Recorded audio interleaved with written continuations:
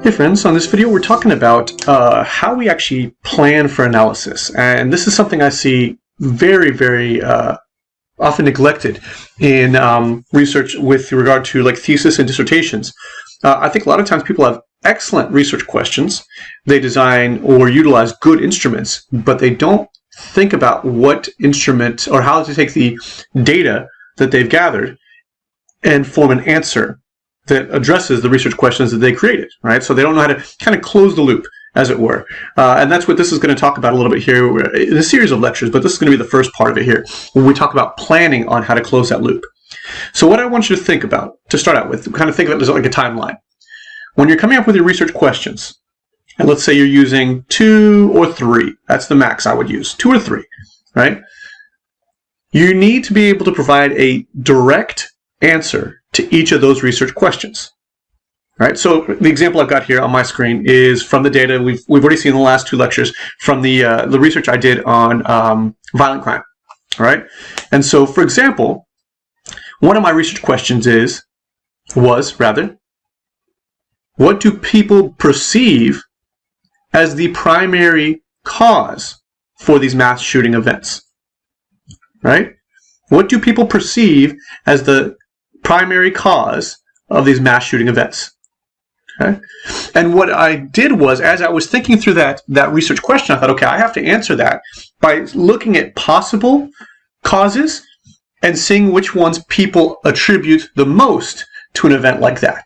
Right? So I had to think kind of 3 steps ahead. When I was forming the research question, I had to think, okay, well, how am I going to go back and answer that? How am I going to utilize data? What kind of data do I need to go back and answer this effectively? And we've all been there, where you ask someone a question and they think they answer it, but they don't actually provide an answer that directly answers your question. Maybe they didn't understand the question, or they danced around a little bit. We don't want to be like that when we do our research. We want to ask a question and then create, or rather find data, gather data, collect data, there we are, that directly addresses this question. So what I did when I went to design my research is I actually created a statement, a series of questions rather, where people could indicate how much they believed each of these factors was responsible or causational for a mass shooting event. And so we've got gun control, immigration, mental health, religion, video games, and pornography all listed on there. And this is not an exhaustive list, obviously, but based on some think tanks that we worked with, these were the 6 top ones that people tend to name. So I can use this data and acknowledge that mental health is considered the primary cause, a causational factor rather, of these mass shooting events, followed fairly closely by gun control. And then we see the other ones kind of taper off a great deal there. Video games is low on the list, so right behind that is pornography, but religion and immigration have very little to do with it, as the data indicates here. What I can do now is take this data and answer my research question 1. So I have produced the data I need to be able to directly answer that research question 1. But this is the forethought we have to make sure we're aware of as we move into the analysis phase. The other part of this, too, is I want you to be able to think, okay, what kind of data analysis do I need to run? Do I run a correlation, a t-test, an ANOVA? Think back to 6324, where we talked about the different types of data analyses, and we'll review this a bit in this course as well. But, for example, if I was curious, if people are more inclined to think that mental health is an issue, what does that do to their perception of gun control? Does it go down? Is it also high? Does it have any effect? In this case, because I'm looking for how one variable might impact another variable, I would be running a correlation, right? But I need to have this planned out. I cannot just take the data that the SurveyMonkey provides me and just start running tests at random. We have to have a plan. In fact, what I would suggest is when you write your research questions, you then write your hypotheses that correspond to it, which will be another lecture, of course. But then next to that, I would write down what strategy you tend to use statistically to address that question. Right? So a research question could be, what happens to people's perception of gun control when they believe mental health is a primary cause? Right? So in that case, I know I'm looking to see what mental health, the belief of mental health is doing in relation to the belief in gun control as a causational factor. I'm looking at a correlation. One of the other research questions I had was, is there a difference in how men and women perceive causational factors of mass shooting events? Is there a difference in how men and women perceive causational factors of mass shooting events? I don't know why I'm doing that hand gesture. Anyway, right? So I know, okay, I've got a group of men in the study and I've got a group of women, and I'm looking to see if there is any difference between them. And just by walking through that thought process, I know that I need to run an independent samples t-test. Independent in that participants will either be in the male group or the female group, dealing with biological sex here, so it's a dichotomous largely, right? But then I'm looking to see if there are any differences in how they perceive this. So I know right away to address that research question, is there a difference in the way men and women perceive causational factors of mass shooting events?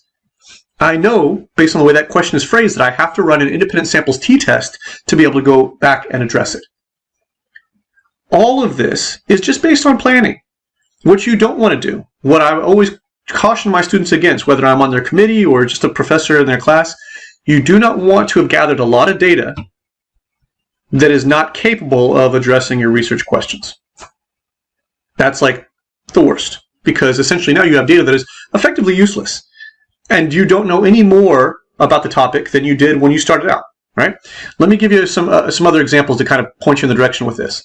So, for example, here too, one of my other hypotheses had to do with men and women and their perception on the punishment associated with this. So if someone was found guilty and confessed to a mass shooting event, what would you suggest in terms of their punishment?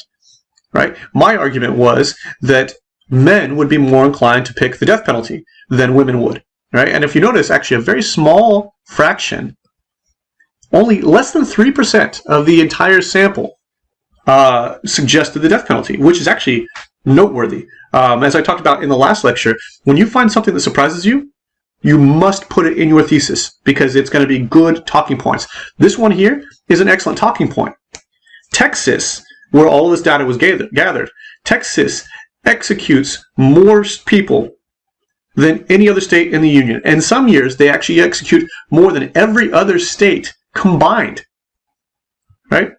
So to get a sample of 115 people in Texas, where only 3 of them suggest the death penalty for a mass shooting event where there is no question of guilt, that's unbelievable, right? This is something that I would not have expected. And based on just 3 of them agreeing, obviously there's not going to be a significant difference between men and women because we don't have enough data on that. Very few people even acknowledge that, right? But I could go back and say, okay, of the 3, how many were men? How many were women? And discuss that a little bit. But we could also include important demographic analysis, which I love doing, and it really, really kind of moves your thesis along too in terms of more of a complete perspective. So, for example, I could also look at political identity. In this case, since we enumerated it, right, we made it into a number. We could actually look at political identity and support for gun control, or rather, causational factor of gun control, or the severity of the penalty. Maybe we found that students who identify more as Republican were more inclined to give harsher penalties, whereas Democrat maybe softer. I'm just throwing it out there, right? Not to politicize anything. But once again, correlation for that, if we look down here to, if we're looking at race and ethnicity, right? Here is, we could do it by religion. For example, if I wanted to see if your religious perspective impacts the punishment you give the person, I could do an ANOVA, because in this case, obviously, we have more than just 2 religious groups. We have a large collection, well, a fairly large collection, right?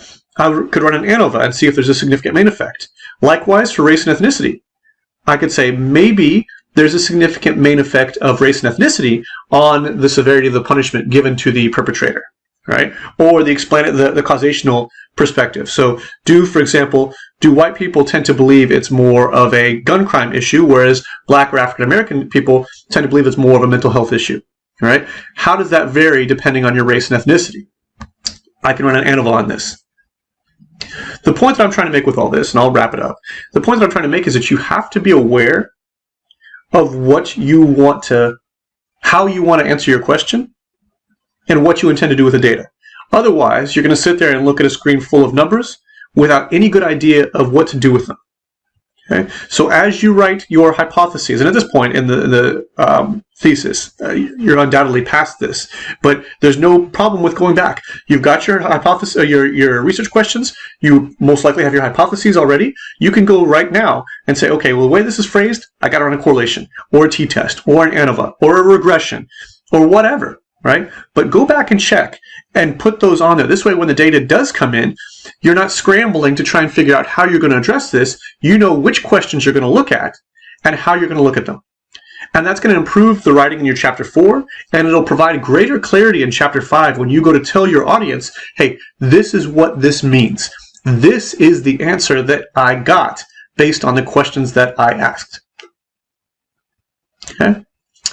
As always, make sure you just go back and check and see what you laid out. And this, as I said before, this view that we're looking at the moment in SurveyMonkey is an excellent place to start because you can start to look at very broad trends before you go into deeper answers and inferential statistics.